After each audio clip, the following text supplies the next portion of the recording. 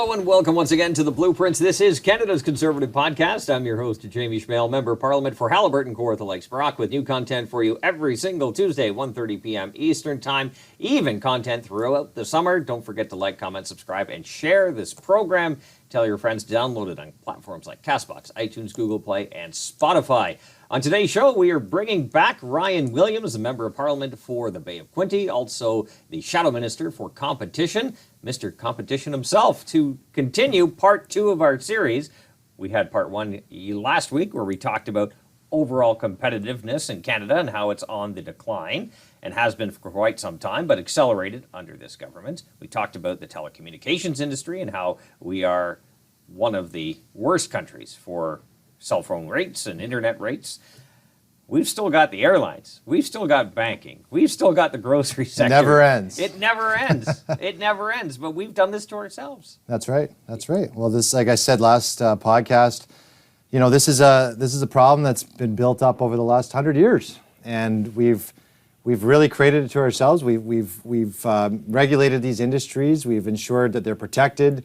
We talk about banks. They are really just branches of the government. They are fully regulated. They are backed up by the banks or by the government. And at the end of the day, Canadians are really paying the highest rates in the world for what we think is the only system that's there. But when we look at what's available when competition comes in, all these other countries in the world have figured out how to create competition, which brings prices lower and gives better service, something that is surely lacking in almost every industry in Canada.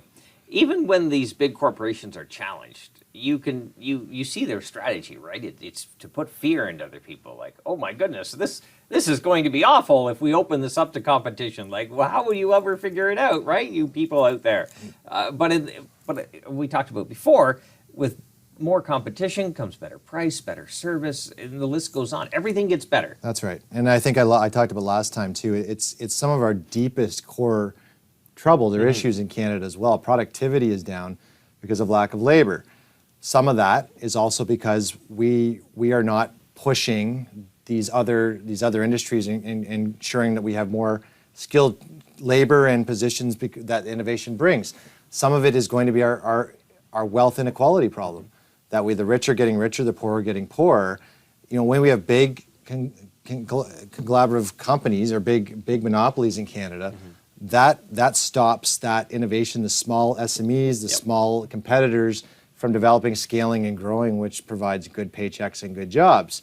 The last thing is innovation and R&D itself. It's been proven time and again that if companies are too big, that they're not innovating. They don't have to compete. That's right. So if they're not spending the money in R&D, and part of that productivity problem is companies investing in themselves, in capital, and they're not going to do that as long as they don't have the competition that makes them have to innovate and drive capital in their own businesses. Absolutely. That continuous growth and using how we got here in the first place, right? Through competition. Everything happened, what we have now, because companies were pushing each other, innovators were pushing each other, new businesses were pushing the big ones, right? It was a system that seemed to work and got us to where we are, and now it seems that the government has got its tentacles into a lot of things. That's right. So let's queue up cut 1. We're going to go on to the airline industry. Let's talk about the airline industry, everyone's favorite industry to talk about. That's one of the worst ones for competition. All right, let's get the cue, let's get the clip, and then we'll talk about it. Play cut 1. 2 airlines in Canada control over 80% of all the business. The largest, Air Canada, just got ranked dead last in on-time flights and ranking of North America Airlines. 6 Canadian banks own 87% of all the Canadian mortgages. But with the government approving the merger of the number 1 bank, RBC, buying the number 7 bank, HSBC, it is now 6 banks controlling 90% of all the mortgages. And that's not a good thing. No. Neither are. No. Yeah. So start with airlines, yes. 2, and you'll see those watching at home, you see we created our own monopoly board, Canada's monopoly board. I like and it has Trudeau's picture on the That's right, on the bill. money, that's right. So, you know, you can see that it's Boardwalk and Park Place, just 2 airlines, 80% of all the airline traffic in Canada. We have some upstarts up and coming like Porter, Flair, Lynx just went under. So we look at the airlines themselves, and we know this. We know either that the stat that we talked about was Air Canada being the last and on-time performance in all airlines in North America.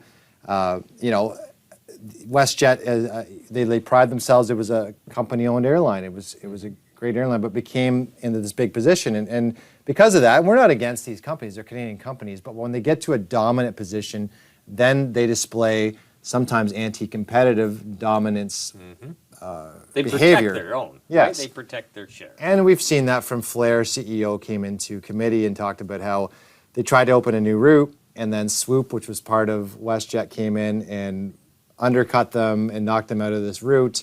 Very difficult for new entrants into these markets when you have these dominant players. At the same time, prices are up. When we have competition, and we saw that between Toronto and Vancouver with Flair, and Flair Airlines, what they call low discount carrier, ultra low discount carrier. What they did is they dropped the rates because of competition so low that you could get a round trip flight with Air Canada from Toronto to Vancouver, round trip for $381, whereas the round trip from Toronto to Ottawa, which is about 13 times less the distance, was about almost twice that price. And that's because Flair's not flying that route. Right. It's only WestJet and Air Canada, and Porter's flying some of that as well from Billy Bishop. So, you know, we look at dominance, and this is all industries, but when it comes to the airlines, it does come down to the dominance at the gates, at the airports.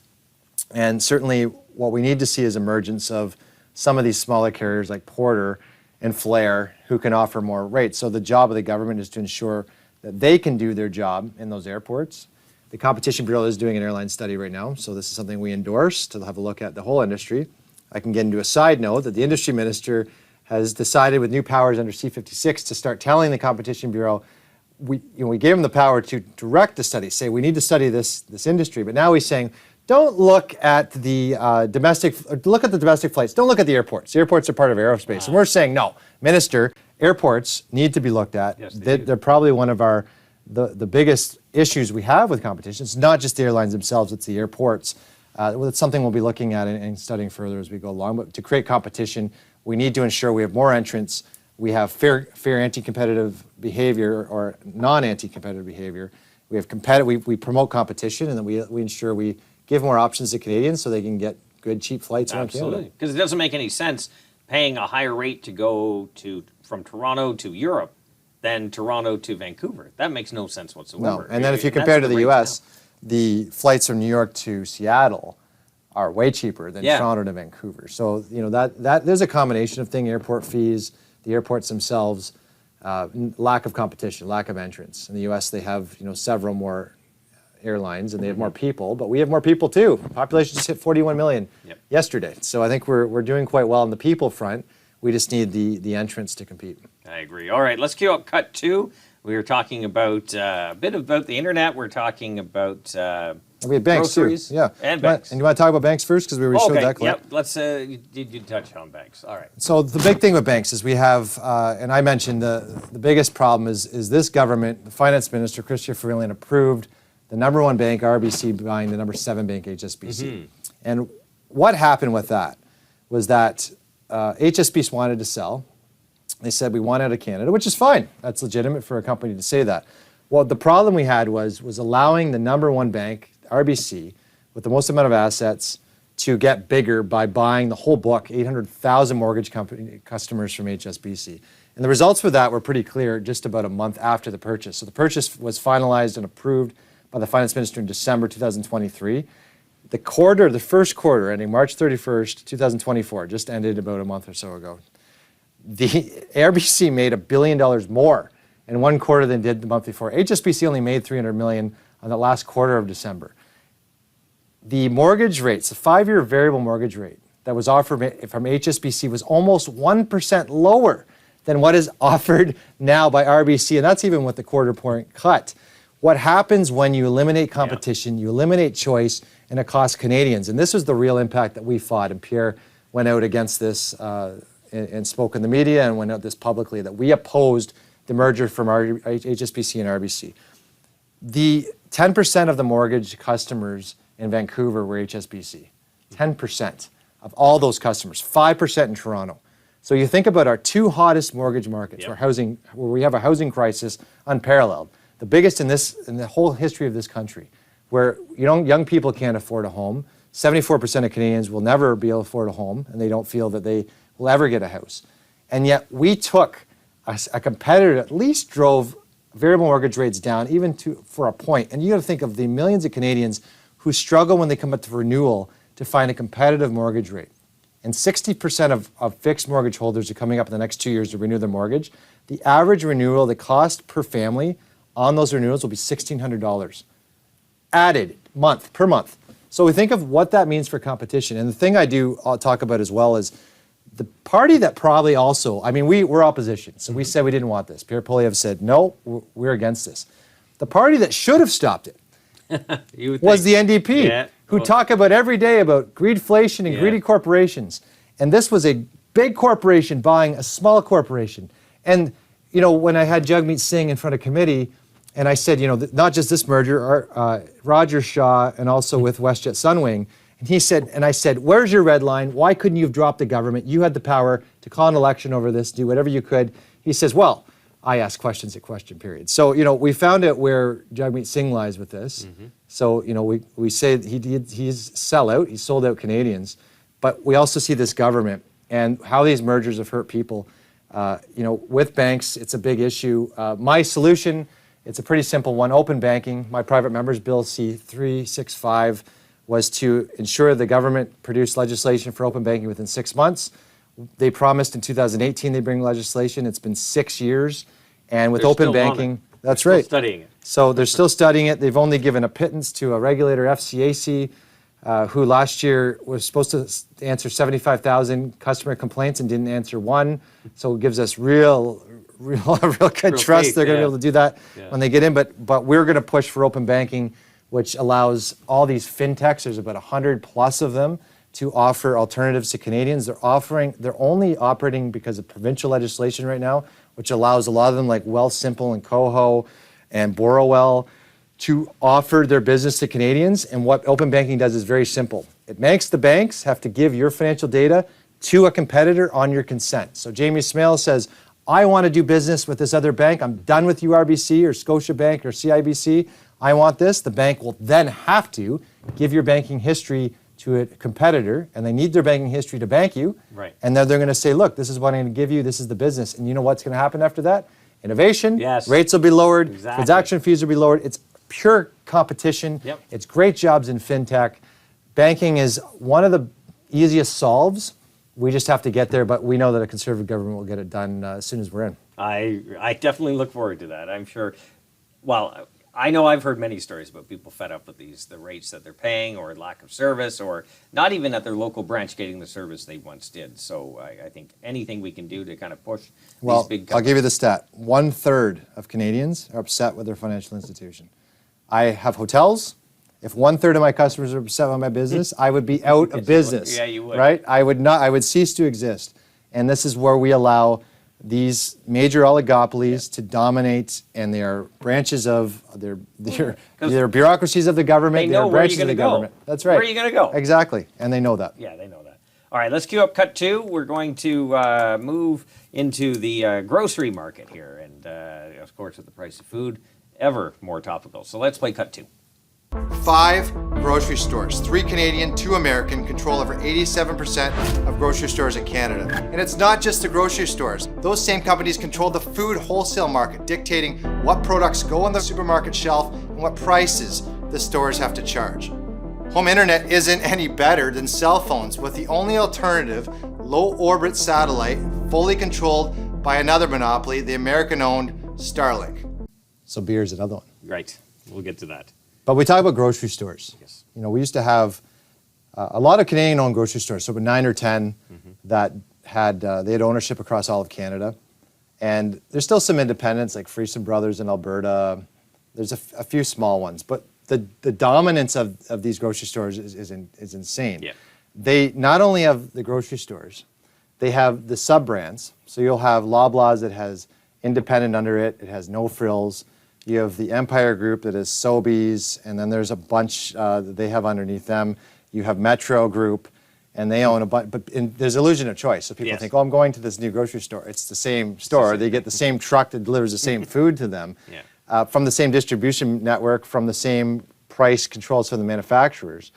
Then you have the Americans that have come in, and so you have Costco and you have Walmart, and they have about 10% each, but it's a small amount. So there's that competition, but they're American competition, but it's growing and it's coming along. You know, the big travesty is you have a group like IGA, Yes. which is, and this is to me, In every small town it used to be. that's right, Yeah. and they're owned by Sobeys. So Sobeys bought IGA.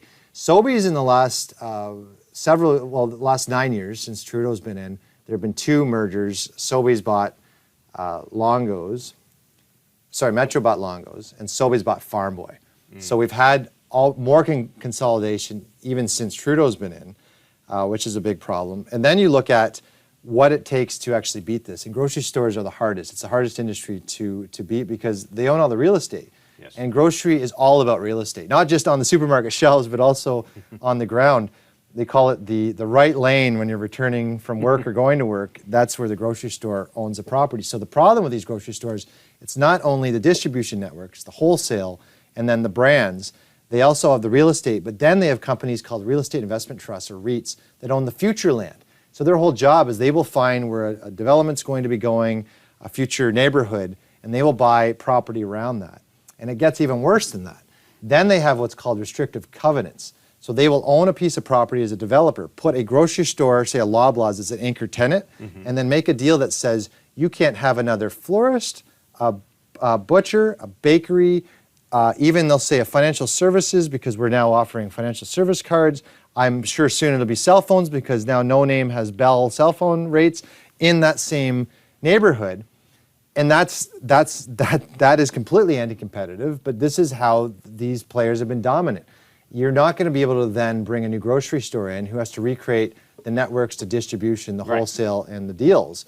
And so this has become a major issue. And what we haven't focused on is one of the biggest problems is the manufacturers.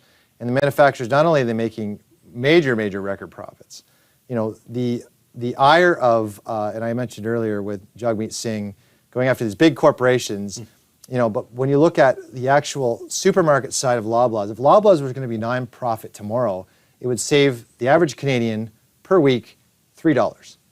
That's what they're making. Those margins are at a certain level, but the manufacturers are making a lot of money, but they do something that's even crazier, which is called shrinkflation. Yes. They make money, and Loblaws will do a deal, or other grocery stores, and say that we need to have this product at this price, and they say no problem, and they shrink the product. So you used to have granola bars that were 6 bars, now they're 5. You used to be able to buy, I think it was 24 slices of Kraft cheese singles in a package. It's 22 now. And you can look at this, and it's everything. So that's a way that they've got around it while keeping their profit margins high. And at the end of the day, to beat that, you know, it's going to be a combination of a bunch of things. One in Canada is growing more food. Yeah. We have an incredible agricultural sector in Canada. And we've, obviously, Conservatives are the only ones who support that, ensuring that there is no carbon tax.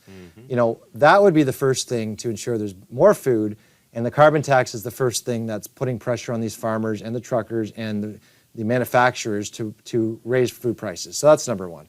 Two is we look and we put more emphasis in food processing, that we can process the food here. The example of where we're not doing it, but China is Royal Milk in Kingston. They have a lot of farmers that have goat's milk, and they're doing goat's milk to infant formula. You know, we don't produce any infant formula in Canada, except for in Bath, Ontario, or by Kingston, where they're doing Royal Milk, and they ship it to China. You know, our success in the future will be treating our farmers better, axing the carbon tax, ensuring that we are growing more food, we're processing more food, and then we find ways to get that distribution out to Canada.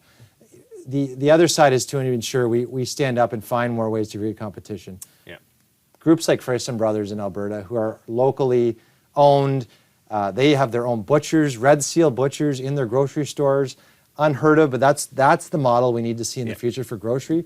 That's how we'll solve the grocery crisis little by little. But as someone who's been studying this as a shadow critic, grocery is the hardest. They're all hard. They're all the whole thing's hard, but this is a real tough one. But we have to do some things on that, and we have to tackle it. And after we deal with all of that, we'll still have the interprovincial trade barriers to deal with after that. That's right. Which is, and the biggest one I'll say, because it's, you know, Pierre's been a proponent of it, but the Blue Seal program he's proposed is that within 60 days, no matter where you came from, no matter what province you came from, you can get a test that says within 60 days you're qualified or non-qualified for a certain position, and get that position, not based on where you come from, but what credentials you have and how well you can do the job. Fill our labor gaps, our doctors, our nurses, our pharmacists, our paramedics, our teachers, across the board. We need to do that. So yeah, that's next on the docket. Is interprovincial trade. I look forward to it. Well, 1 in 10 Canadians, I believe, do not have access to a primary physician, so that's concerning enough.